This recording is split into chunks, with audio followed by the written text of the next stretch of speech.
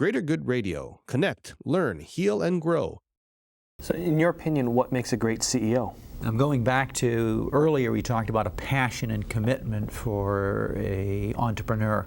I think for a great CEO, there has to be a focus and a passion and commitment. I think also, though, that for a great CEO, there has to be some commitment to core values within that corporation. And why I say that is that the expression that we're all familiar with, if the king sneezes, the kingdom gets a cold. A great leader can't expect people within his or her organization to do the right things if that CEO isn't doing the right things. A great leader has to work as hard as everyone else. A great leader has to set the tempo.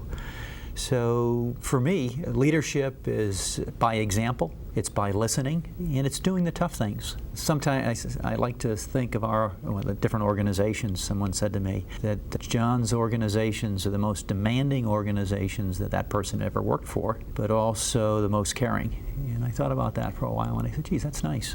We're very, very demanding, but we care about our people. And so maybe there's that balance there, and at least for me that worked. And so I would offer it up as a possibility in terms of successful CEOs. I'm wondering how you find that balance, because I'm trying to think of how I would ask somebody to do something in a caring yet demanding and effective way. So I'm wondering, how do you really balance that? Yeah, a little different. Maybe I should, by a caring institution. I remember at school, we were taught, business school, that that you're supposed to leave your personal problems at home and not take them to work.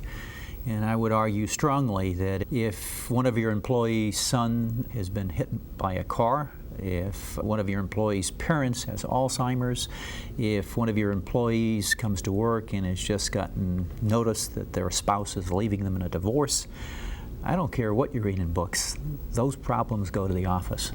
And that doesn't mean you let that person do whatever they want to, but if you can at least understand the situation and try to work through that difficult situation, I think you'll be able to respect not only an appreciation of that individual, from the entire organization.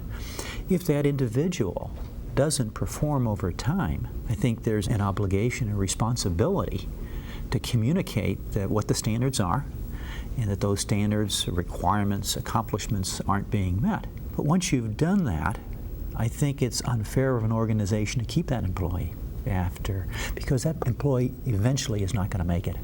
So you need to work that employee out of the organization and try to help them to get where they can be successful. You could say that's pretty demanding. I think it's fair, but I think also we've surrounded that by an organization who still treats people with respect, truly cares. So that's how I mix the two together. It seemed to work. If you resonate with Greater Good Radio, please join our community at www.greatergoodradio.com, where you can get access to exclusive content and offerings. Hope to see you soon.